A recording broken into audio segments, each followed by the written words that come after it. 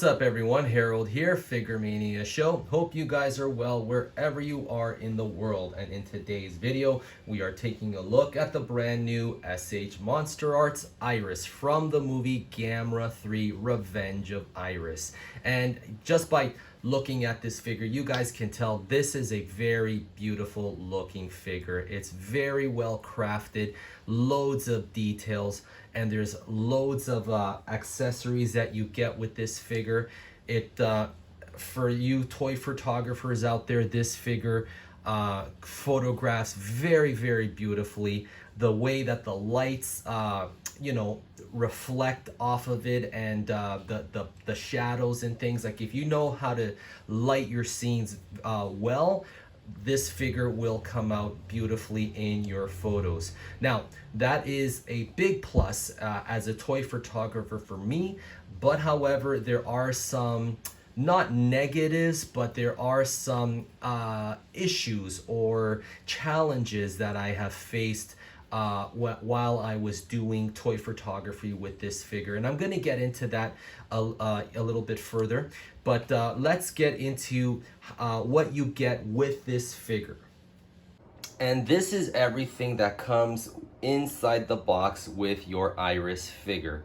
Now I have the stand already assembled, so I could fit it in the shot here, okay, because there's a lot of stuff here. So now with the stand, there are two pieces that come with the stand. The one that's there already, that's for like if you want to have Iris just standing in a static pose, okay. This part here is shorter, and this one here is a little longer for the for when you want to display Iris in her flight mode. Okay, and these pieces right here, they go on her knees. Okay, so when you transform Iris, I mean, you fold her legs, you bend her legs, and then you switch these parts out for these. Okay, and the wings. Okay, so now these wings. Okay, so now you can see the differences between the two pairs of wings. These wings are for the bottom, okay, and these other wings are for the top. So you can see the differences in the curvature of the wings, okay, and it also tells you that in the instructions. So you can see this. So this these two wings, they go for the bottom, and the other two go for the top part right over here. So you guys can see that. So you guys just study this when you pick this figure up. As you can see here, it tells you like to swap these two pieces out for the when you get her in flight mode like that. Okay, now there are these two pieces here. They're for the back of her leg. Okay, so you can switch them out for these, but oh, here you go, sorry. But I personally have not I haven't had the need of switching these two out, these two pieces out for the ones that are on the figure already. I'll show you guys in a bit. So I just left. I didn't bother switching them around. And then these pieces here are for the wings. So there's let's see, there's 1, 2, 3, 4, 5, 6, 7, 8. Okay, so they each go on the ends of the wings like this. And that's pretty cool. Like, I did a photo of Iris flying, and I forgot to put these on. But anyways, I'm not going back to that photo. I mean, it's nice as it is. You guys will see in a bit, okay? But that looks pretty cool. Okay, so I'm going to give you guys a closer look at Iris herself. Now, she's on the stand, and I removed this piece here so I can just keep her on the stand. I think it'll be easier that way. So you can clearly see, I mean, this figure is just beautiful. I like the silver applications on the figure. Okay, and the tentacles are really nice too. So they're very reminiscent to the S.H.Monsterarts Biolante tentacles. Maybe a little bit better than those tentacles. I mean, they feel, you can pose them and everything, just like the Biolante tentacles. But from time to time, like when moving the tentacles around for posing and stuff like that, they do pop off, which I guess it is to be expected. Now at the end of the tentacles, these kind of remind me of Dr. Octopus, like these parts here. On all four of them, you can open and close them, okay, like scissors almost. Okay, so that's pretty nice. And it's got this little this little yellow thing here, like in the movie, if you recall, you know, this lights up and things, and I don't remember if she shoots like lasers through these tentacles or not, or whatever. But anyways, I mean, just to let you know that that detail is there. Okay, now let's go in closer to the figure and just check that out. Now these pieces here, they are a translucent blue plastic. So in my toy photography, what I have done is with my blue laser pen, I have shined my laser pen on these pieces, and I've taken photos. Now I've taken multiple photos, and then later I layered them in so they appear like they're all illuminating all at once. But no, I've had to illuminate every single piece one at a time. So unfortunately, I mean, there's no light up feature for this figure. I don't know if they could have added that to this figure or not, but either way, I mean, this figure is just really awesome on her own. I mean, look at that, look at the details and stuff. So let me just zoom in a little bit more for you guys so we can appreciate the craftsmanship. I'm going to take the camera off the tripod. Very nice. And you see like the that's supposed to be her eye. It's just like one glowing orb there. Now that doesn't glow or anything, unfortunately, just to let you guys know, but it gives the illusion like she's got two eyes on either side, but it's really one. Okay, so you got the wings, or these parts, and these are her arms, and look at that. Very cool. And these are the two pieces I was mentioning earlier that you know, like when you do the when you transform her into flight mode, you switch those out. I didn't bother taking those out. I don't feel the need. I don't feel that you really need to do that. So let's look on the back. And all these pieces are movable. They are on ball joints. So for me personally, it's better if you just leave this alone, because, you know, I did move them a little bit, just wiggle them around just to see you know, what kind of posing I could get, and it popped off a few times on me. So it's just better to leave it, alone. But you can, I guess, get more posing range out of it, like if you wanted to. So like if you close these wings like that, let me just move the camera, like, and then like you spread it out like that.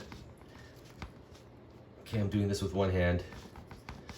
And then when you turn Iris around, well, you don't really, it's not really noticeable, because I mean, Iris's design is very busy already and things, so I don't see the, you know, there's a difference in moving those pieces behind.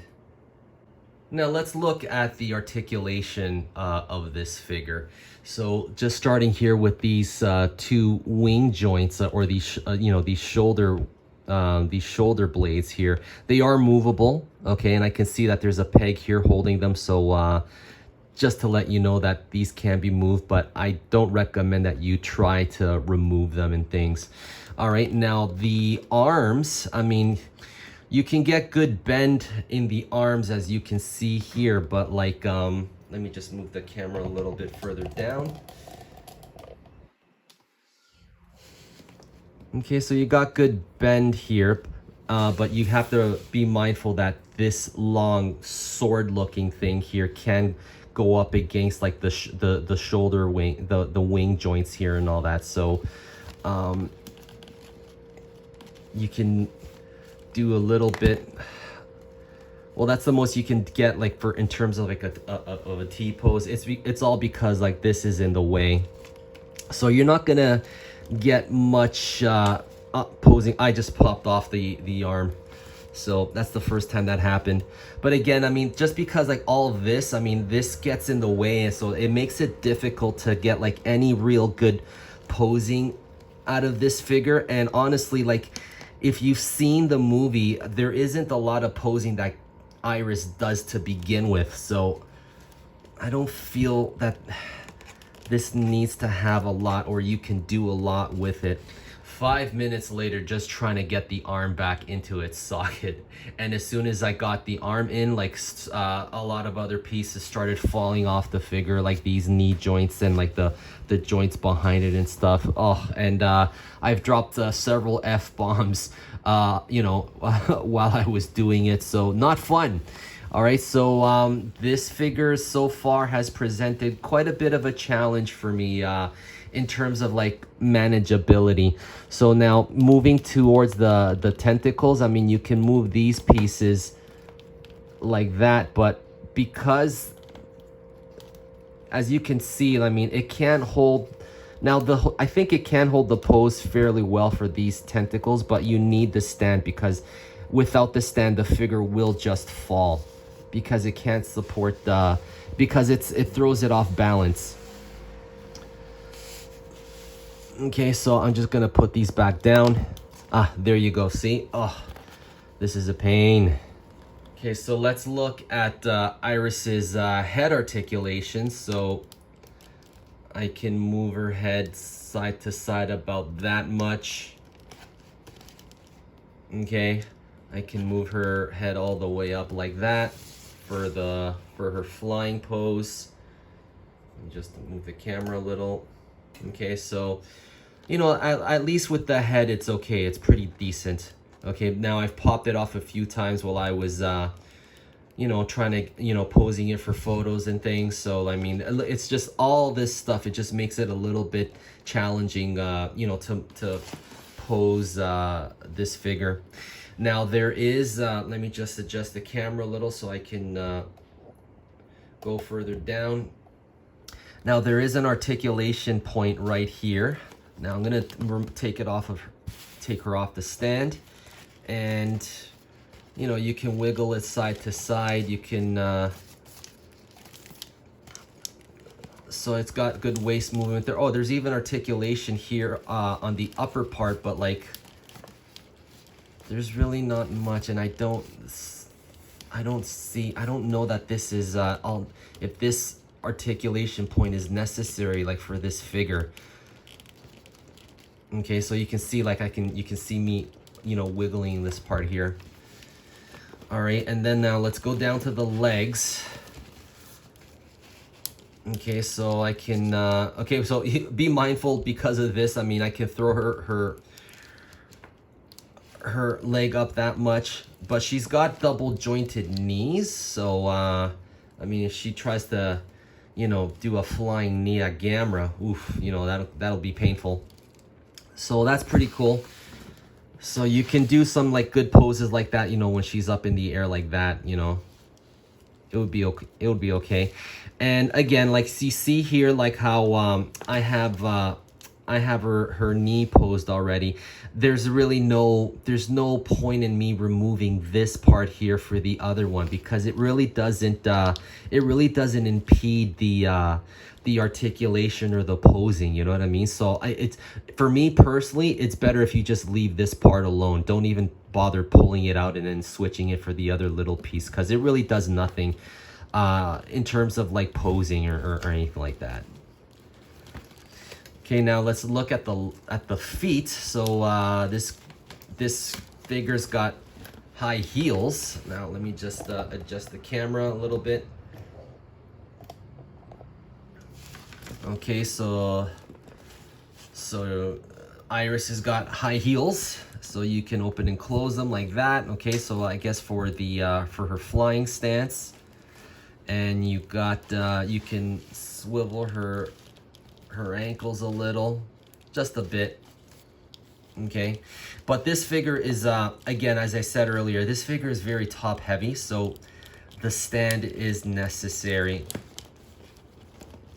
Okay, because the legs will not support all this weight on the part. And again, see this, this just keeps popping off. So guys, I mean, if you guys are getting this figure, be aware that this is going to be, you may encounter some headaches, because especially like if you're a toy photographer or stop motion artist, oh my goodness, if you guys want this figure for stop motion, I think that you guys are in for quite a challenge with this figure, because this figure is just it's a very busy figure. There's a lot of pieces to it and things that it may present a challenge to you. It did for me.